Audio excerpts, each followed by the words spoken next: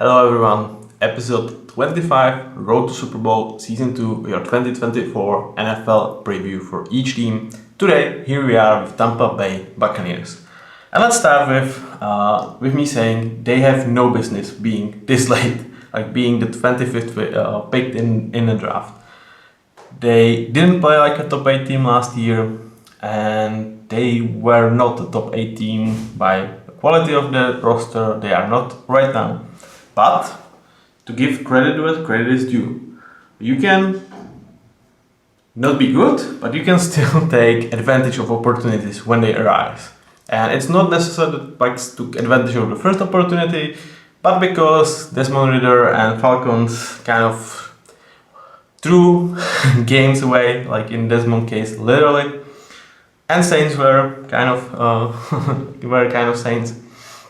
They've managed to capitalize on like a third chance that they were given and actually win a division.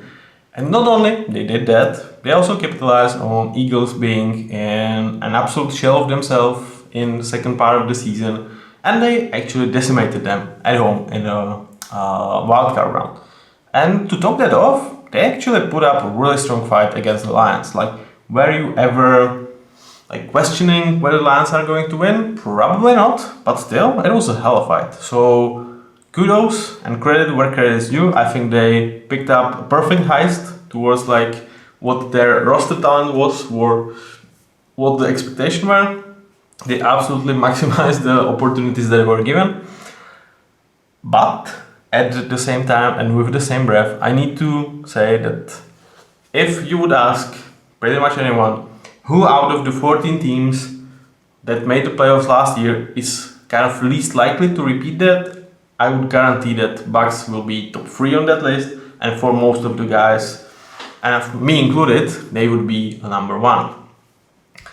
So, with that being said, let's check out what they've done in the offseason and how their roster actually matches up against the rest of the NFL. So we start with looking at their draft. And we start with Graham Barton, and if you guys are watching me last couple of episodes, for example Packers, who kind of choose Jordan Morgan over this guy, or if you listen to me talking about this during the first day of the draft that I was streaming, I absolutely love this pick. I think he was around 15 best player in the draft. He has versatility pretty much across the whole line.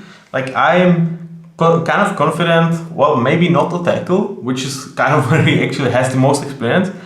So I'm confident of playing him pretty much anywhere. Is he bust-proven talent? Is he absolute god? No. But he definitely should have been drafted higher. And for Tampa to land this guy, boy oh boy, they definitely are super happy about this. So A+, absolute steal. I think he absolutely fits the huge need that emerged with Ryan Jensen unfortunately retiring due to injury. And especially when you look at this online, as we will go and do down the line, this was an absolute blessing that they were able to land Graham Barton. And I think when the Packers choose Jordan Morgan, I think they popped the champagne in Buccaneers, because it was like, we actually going to get this guy somehow, some way, and we don't have to move up for him.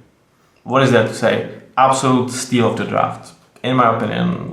One of the best picks for sure that was out there.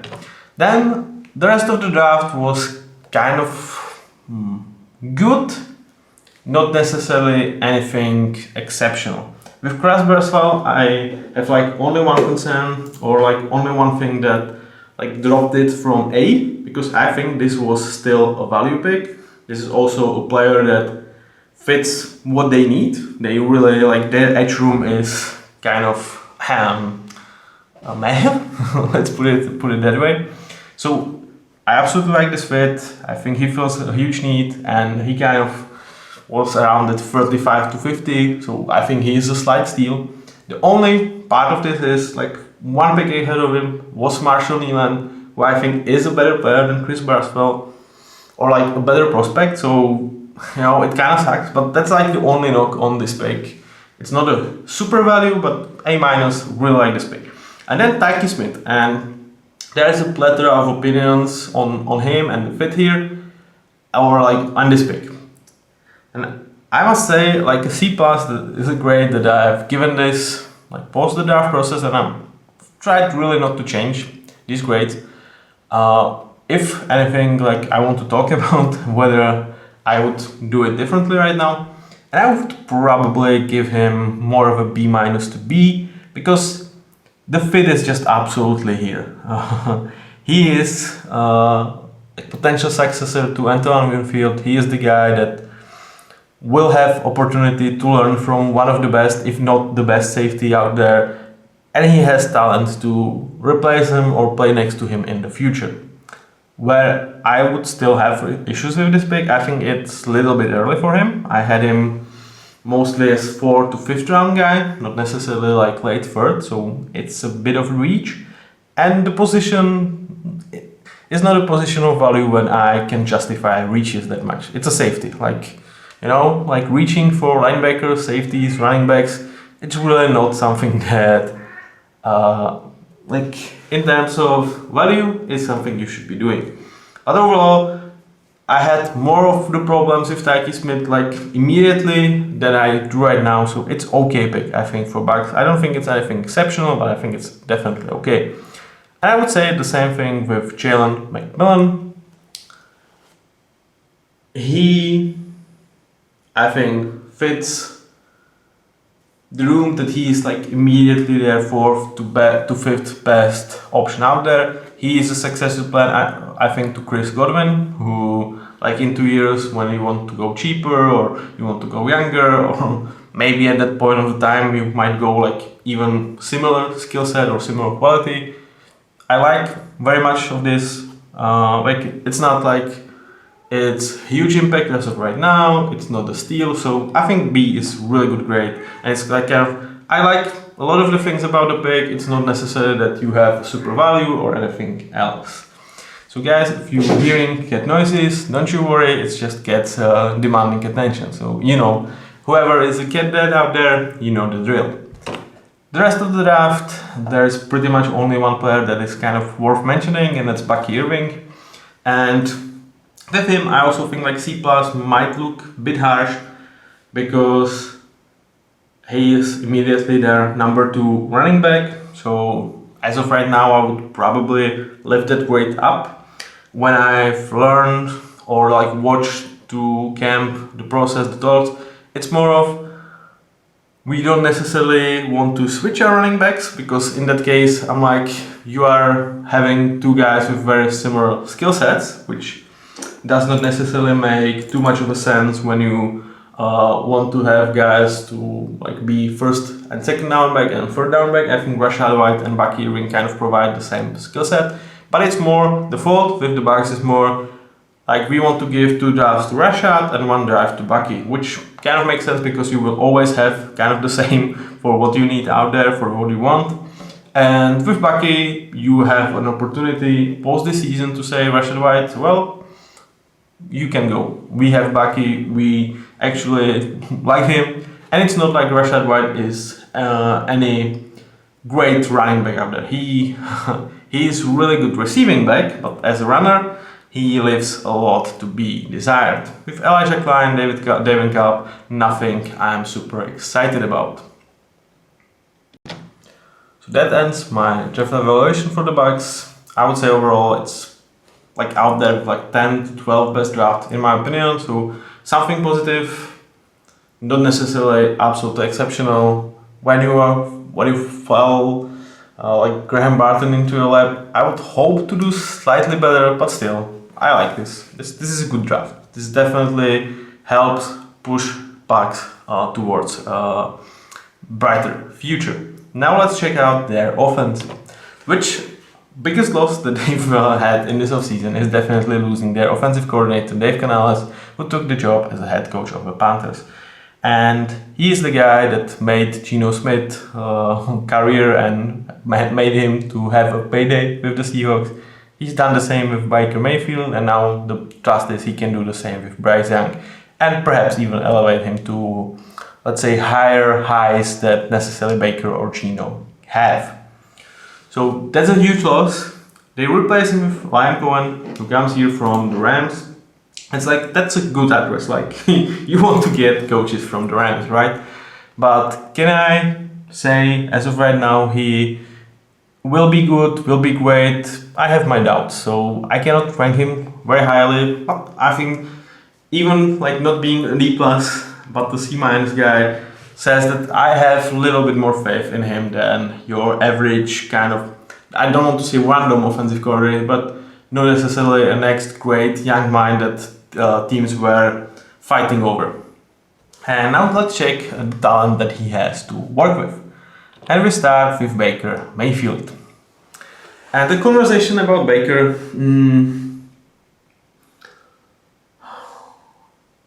how to put it? So I'm happy he got paid. I truly am. I'm happy that he got his chance. He looked good. He looked like, I don't know, like 18 to 20 best QB in the league. And after what kind of happened in Houston, in Cleveland obviously, where they made him play through the pain and then like let him go, I like from the general manager perspective I understand it, but from human I was like, that's not cool, man. Like, either you should at least give him like 1 year, 40 million type of deal to show us that you can do it, but not like make him play through injury, like actually like worsen his like future outlook for NFL. Yeah, that kind of was not necessarily cool. Though I get it why they let him go, but I'm super happy that he like kind of put his name back into the map of starting QBs that absolutely deserve to start. And I'm also glad that Bucks and him were able to reach a contract that I think makes sense for both parties. For him, it's deserved payday. For them, they are not handcuffed to this contract. It's reasonable contract towards his quality, and it's pretty much like 2 years. I kind of, yeah, we are with you for the years. Yeah, we can really get out of this deal if you revert back to perhaps what he was like the years before, when he was like kind of in and out as a starter in the NFL. In terms of Kyle Trask, there is nothing to say. Like, he has pretty much nothing to show for so far in his career. So he's definitely one of the most unproven, and I would say probably worst backups in the league. So you hope that Baker will stay healthy. Otherwise, there is expected to be quite a big drop off. But despite all the good that Baker showed last season, I do expect him to look slightly worse than he did last year. And also, I don't think anyone in the building, or maybe even Baker in his mind, is like, I am a franchise guy here. I am more than a bridge. Like, I'm not Jacoby Brissett. I'm not the guy that is here and we have our guy for the future, ready for the bench, ready to overtake me. He is not that. With the right set around him and with that contract, you can actually make great stuff happen. But he's not your franchise guy. He is not your cornerstone for the future, and I don't think, provides you with that upside. Like, I would be really, really surprised if he ever reaches anything better than good starter with my grades. I would wish it to him. I kind of like his style, but I don't think that's very, very likely. Now let's shift towards the running backs, and here it needs to be said that Rashad White, I grade him as like overall running back, not necessarily as a rusher of the ball, because as a receiving back he's kind of important starter to almost amazing. Like, he is really one of better receiving backs in the league. But as a rusher, it's scary bad, and it's partially scary bad because the O-line like before him is not good, and not even Dave Canales, and it comes even back to like Tom Brady winning Super Bowl. Like, the run game in Bucks, like for last 5 years, they cannot figure shit out. Like, somehow, some way, it doesn't work. Like, no matter who is the running back, so he's not necessarily put into spot to succeed, but still. This is one of the worst running back starters in terms of just rushing the ball. And it's not like with Chase Edmonds or Bucky Irving you necessarily have anything amazing behind that. So Bucky overtook Chase Edmonds on the depth chart. to a point, or like overtook because Chase is on injury reserve. But I definitely see him as being a backup even for the season. It's probably going to be like 3-1 or 2-1 split depending on how well Bucky and Rashad will play.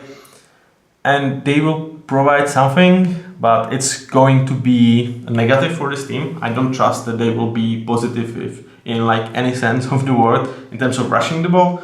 They both had really nice ball skills, so they could elevate the offensive game slightly. But you definitely should expect one of the worst rushing offense in the league once again. And it's not like Baker gives you anything in that area as well. Where the talk becomes much more positive, it's with the wide receivers. Though it's not necessarily like super positive. But we start with Mike Evans, who is the guy that I just thought he would be gone. Like, I thought he would be like, well, I want to win Super Bowl. I could go somewhere that, you know, I have this chance. I don't think with Bucks there is like really short-term future within his, like, let's say prime window where they will be adequate Super Bowl contenders. I just don't see that happening. But he chose to stay loyal. He chose to stay home, and I definitely cannot blame him. Like, kudos to guys that choose loyalty, perhaps over chasing rings. I don't necessarily think he stayed for money. He got paid for sure, but he didn't got overpaid. I think it's again the contract that suits both sides was very adequate.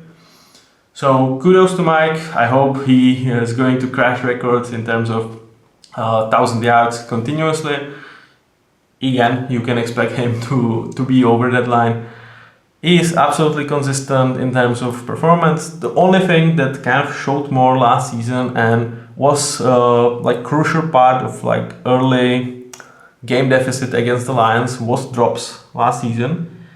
And it's kind of weird for such a big guy, such a great guy to have this many drops. So if he can clean that up, like I don't still think he will reach that elite starter status, but that would be the case for him to like stay amazing starter for like years to come. His game does not necessarily revolve like super highly around speed. It's more like being a contested catch winner, being a smart guy, being a guy that can push quarterbacks around, put them into really bad angles. So just clean up the drops, and I think he has amazing starter in him for next 2 or 3 years still. So I don't expect him to drop off. The guy that kind of dropped off last season was not necessarily one of the best number 2 out there, which he was for a better part of like last 5 years. Chris Godwin, like I would say he's good number 2, but he is not elite 1, like elite 1 in terms of being a number 2 guy for this offense. And for this, like not this specific reason, but for this reason as well, I really like the pick of Jalen McMillan because they offer quite a similar skill set with Chris Godwin. And then you have your deep threat in Trey Palmer, which like that trio where Jalen McMillan is kind of successor to Chris Godwin definitely makes sense together. The only question is, will Trey Palmer like kind of follow the path that he showed late last season, that he can be like legit absolute speedster that you just throw a ball to him and he is going to outrun even good corners for 3 to 5 yards and make them pay. So if he continues that, I do expect him to really early climb my rankings because he would look exceptional on stat sheet. And that is something that provides an upside for this offense, but it's kind of the only thing, truth to be told, because like Mike Evans is what he is. Like if he cleans his drops, that's like kind of allows him to stay at that level. I don't necessarily think about Chris Godwin as bounce back guy. Jalen McMillan, like he is probably like going to see field a little bit, but he's going to be behind the Chris Godwin with like with his skill set. Like he is potential replacement for him, and I don't see him overcoming Chris Godwin. So even though he is good, I don't have him as like a high impact guy for the season. And when you look at tight ends, this is one of the most boring and bad rooms in the league. Like Kate Otton, okay, well maybe he can develop into a good starter, but that's kind of it. And O'Keefe and Payne Dunham, it's just like, yeah, they have some utility, but this is like very similar to running backs. This is one of the worst rooms in terms of like pure rushes of the ball and like pure tight ends. It's ugly, and it's really a testament towards how good actually Baker Mayfield is towards like what we thought of him last season, and to quality of Mike Evans and also like Chris Godwin and Rashad White in receiving game. That still this receiving game is, I wouldn't say strength of this team necessarily, but it's good. C- is still good. Now let's shift towards offensive line, and this is the trio that you can count on. This is the trio for the future. And I like it that there is left tackle, center, and right tackle, because this allows you to kind of always have a guy ready to help perhaps the weak links in terms of guards that this team does have. And it just makes much more sense than if you have like really good one side of the line and the other side is just absolute trash, or like not trash, like I don't want to bash guys. So it's a problem.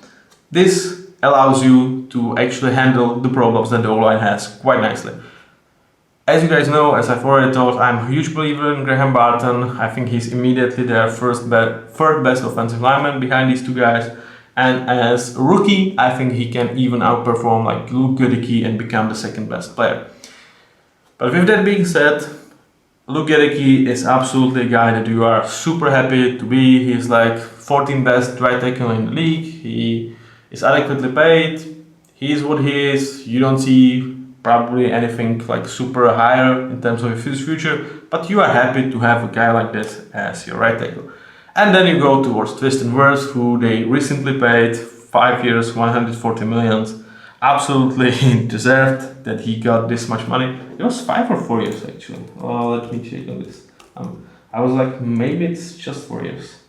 No, it's 5 years. So he is highest paid tackle. He absolutely deserves it. Like him switching from right tackle to left tackle and like almost looking better is just a huge testament towards this guy that already was one of the best tackles out there.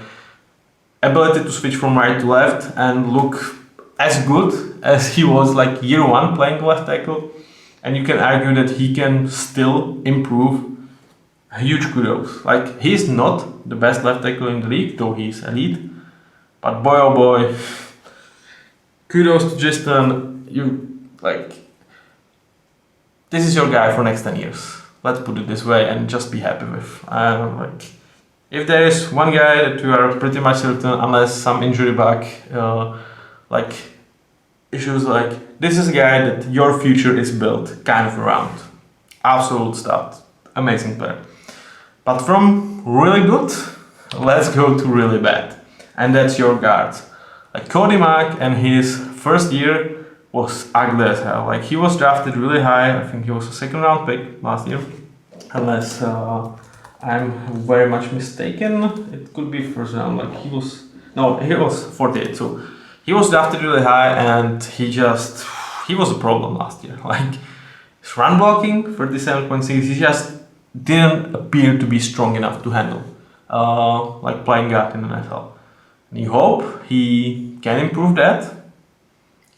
For what it's worth, he tries. He absolutely tries. So like he knows he's losing, but he will not let go. Like he will push towards towards the end of the play. That's really good. That's something that's not necessarily teachable. That needs to be in your head, in your mentality. So that's great. And he has potential to be a good guard in the league.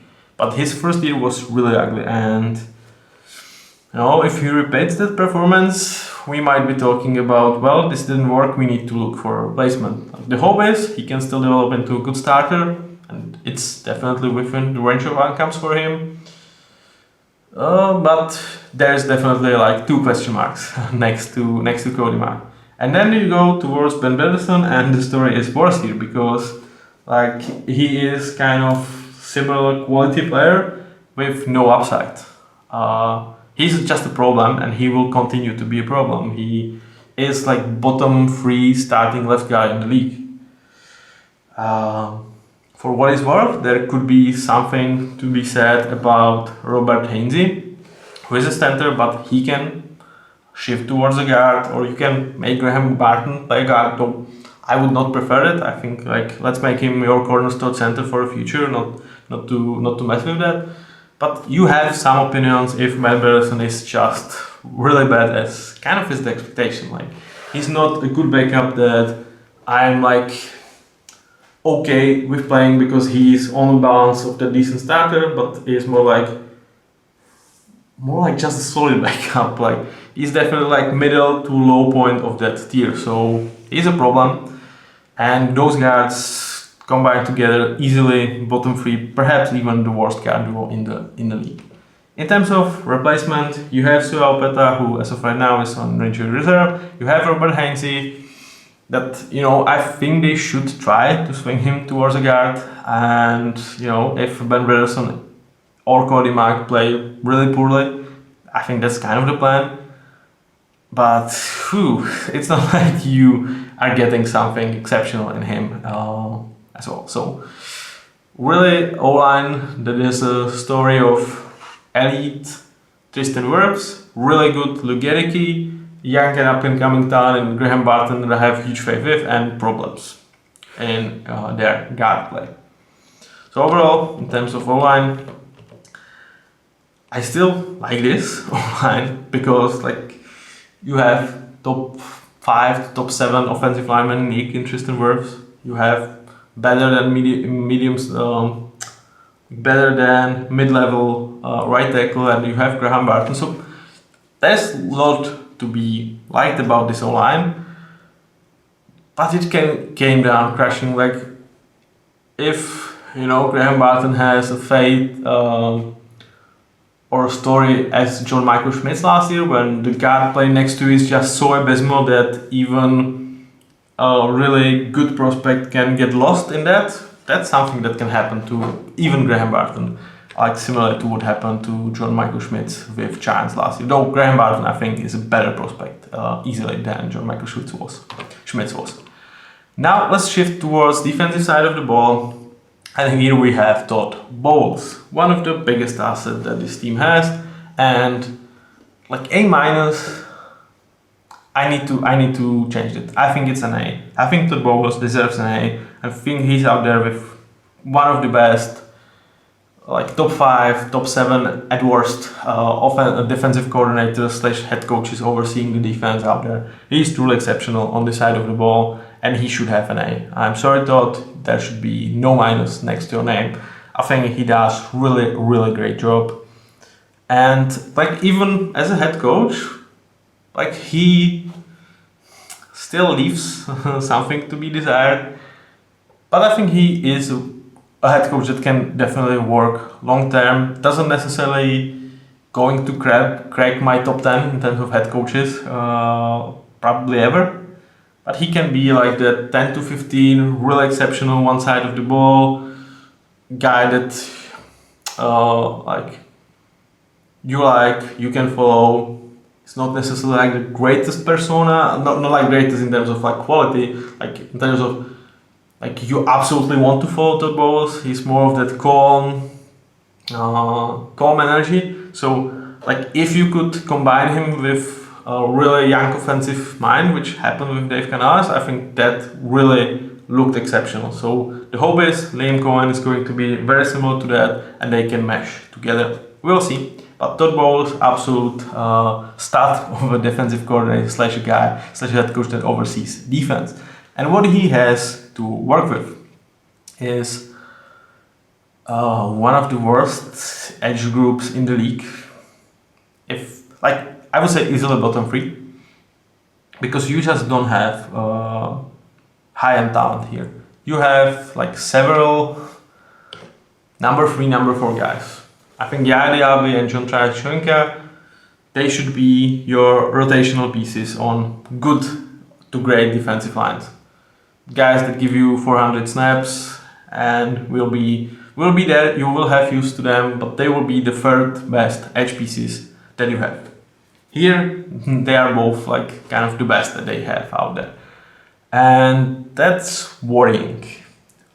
You can say that there is still some room for growth, with especially with GMaty-NFL, because this is his second year.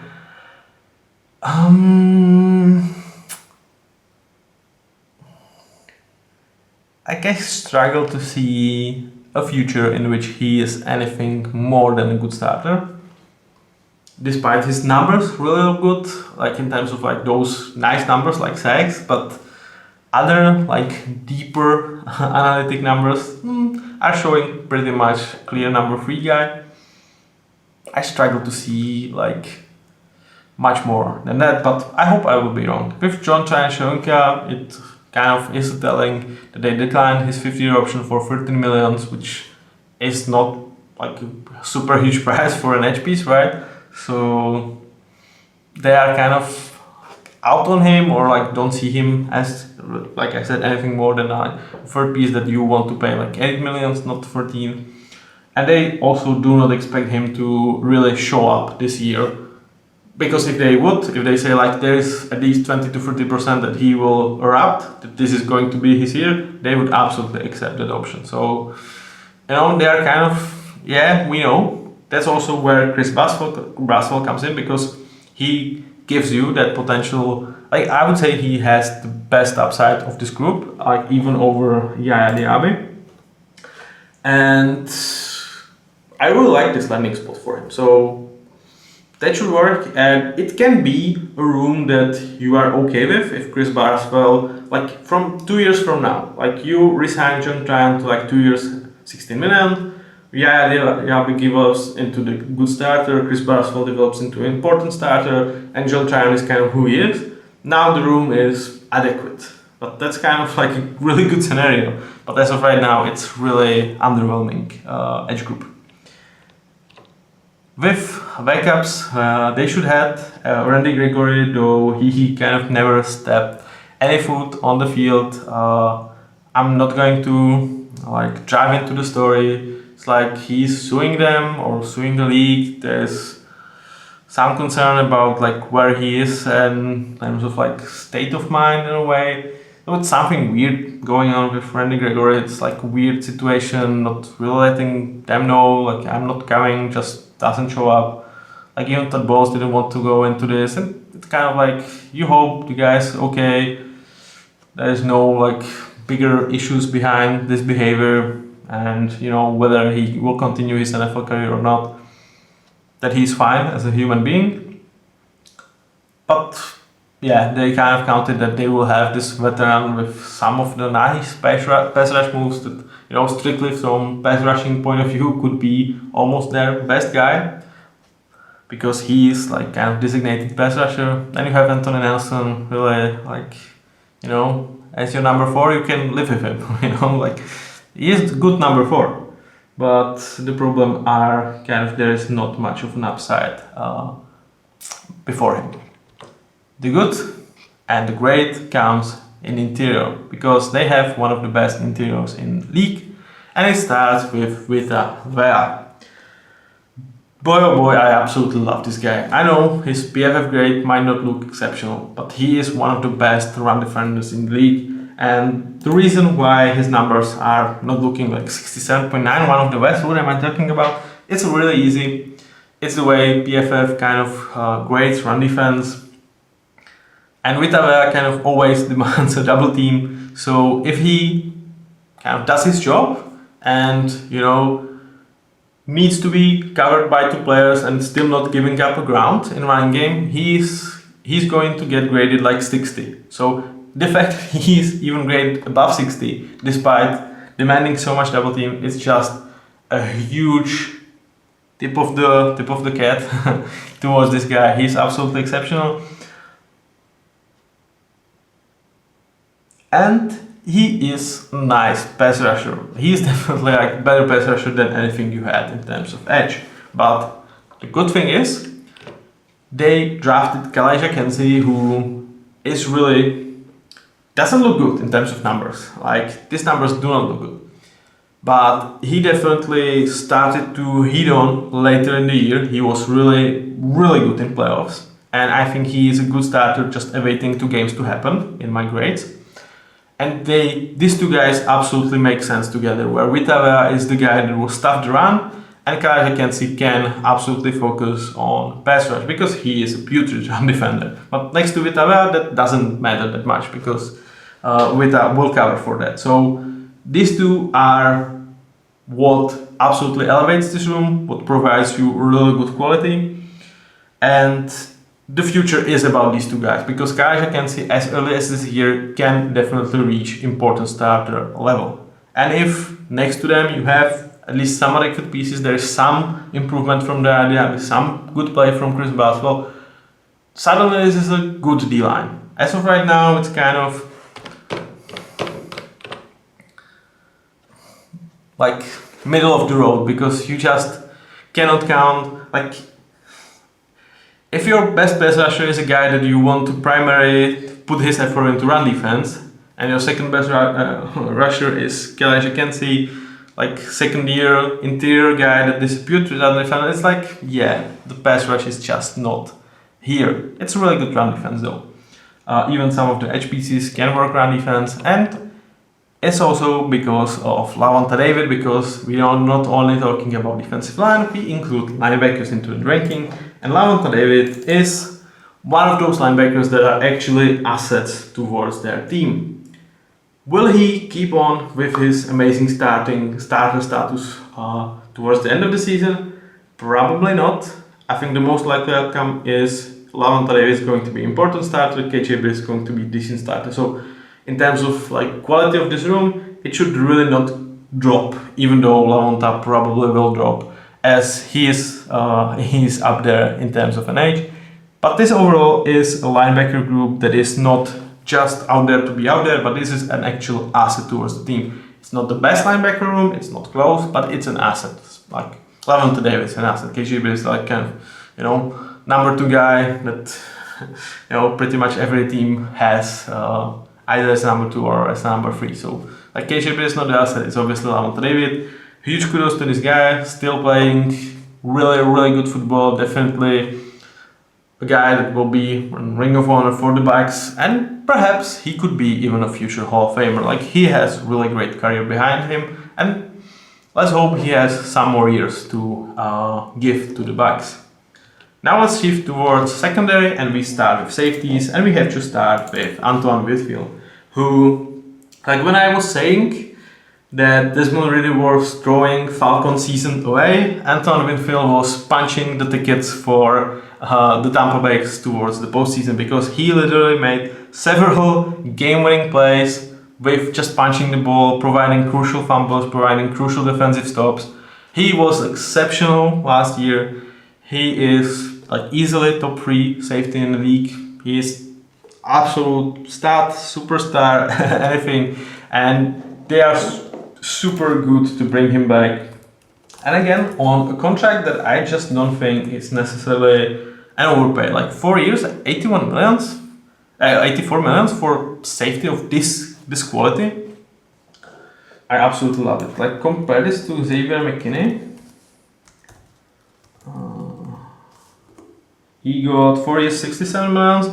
I think this is adequate, given like Antoine Whitfield is undoubtedly a better player. So for both of these guys, I think like they got paid, and they got paid what they deserve. So it's not value from either side, but it's like, well, great players need to get great money, and we kind of match that. Really, really like this contract for both sides.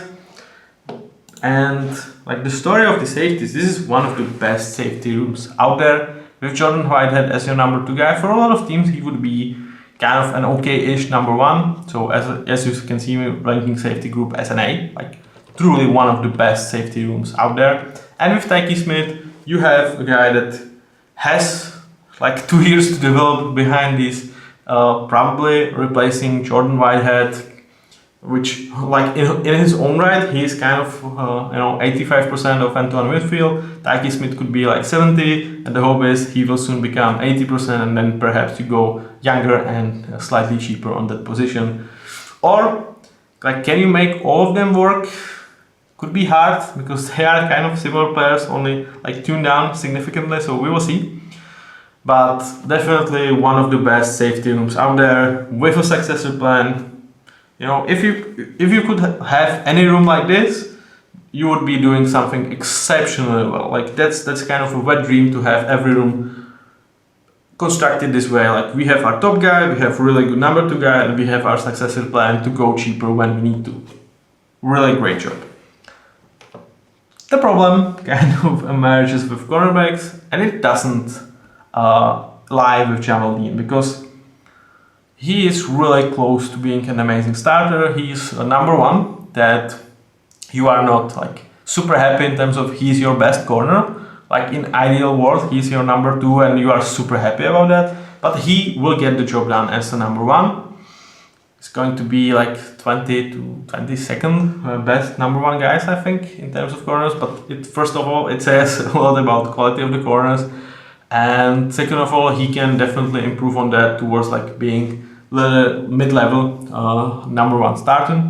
And for what it's worth, he doesn't necessarily have as much of injury concern as some of the other guys that I would like put ahead of him in terms of skill sets as the number 1 option.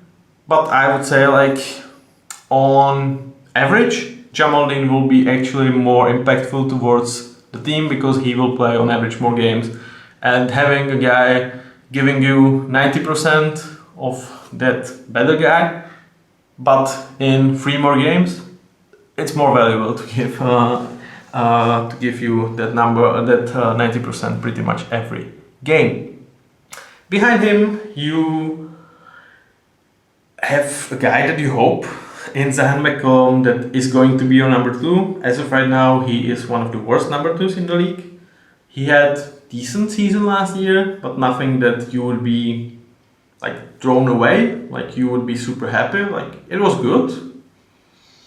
Like he definitely took his opportunity and showed out for it, because like he was drafted in 5th round. So like before the 5th round, he already kind of outplayed that grade in a way that he get out for 870 snaps and look decent in them. But will he emerge as a number 2 that you are not looking to replace? Or is it like a guy that because he's cheap, because of being on a rookie contract, we will live by with that? And as of right now, I think it's the second, and it's a hope it can become the first option. So we will see. I do trust Zion can be adequate number 2 option, but as of right now, he is not, and he could be a problem for them. Though when you have GMaty, when you have Antoine Whitfield, you have definitely work around having like one piece that you have quite concerns about, because Christian Isian as your slot guy, I think gives you really good play. He's a decent starter. I think his upside is a good starter, nothing more, but absolutely solid player that you are happy to have. And like ideally he would be your worst piece. Here he is not, but you are absolutely okay with that. In terms of backups, I don't have them listed here, but they have Bryce Hall, they have Tavir Thomas, so bringing more of guys that've been in the league, that's played, in case that Zion just does not work out. How did he do in terms of starting job? As of right now, he is listed as a starter. One interesting thing is that Tyke Smith is actually not necessarily listed as a backup safety, so maybe they are thinking about, Christian Isian, maybe replacing him as a slot in a way. I'm not sure about that necessarily, but overall, very good secondary that is not deep. So you are hoping that you are not, you don't have to face injury. Like if it's Zion McCollum or Jordan Whitehead, I think you are set well, because Tavir Thomas, as of right now, is kind of similar player to Zion McCollum, so you can live with that. And with Jordan Whitehead, you have Tyke Smith to replace him and kind of do similar things, just tune up quite significantly. If GMaty goes down, I worry about the secondary. I think I worry about them more than even if Antoine Whitfield goes out, though Whitfield is much better player, because now suddenly you just don't have pretty much anyone to cover number one options for wide receivers or hero position. Like if Zion McCollum is about to guard, like even Drake London's, even Chris Olave of the world, that would be a problem. So cross your fingers, hope that Jamal Dean stays healthy, and the secondary is really good. Overall, this concludes roster breakdown for the Bucks, and like they are kind of an outlier when we are talking about Packers, Cowboys, Eagles, and we are reaching towards like Ravens, 49ers.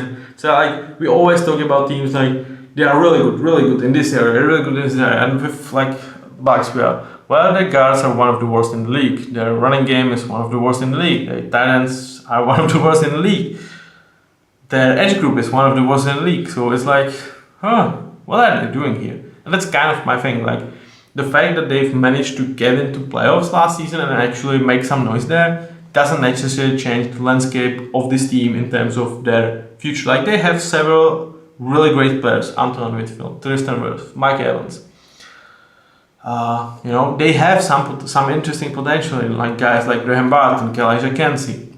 So there is some semblance of hope, of development, but there is no clear window in which you should be scared of this team because they don't have, in my eyes, franchise QB. And for a team to be a Super Bowl contender with Baker Mayfield, you would have to be absolutely stacked next to him, like with the rest of the lineup.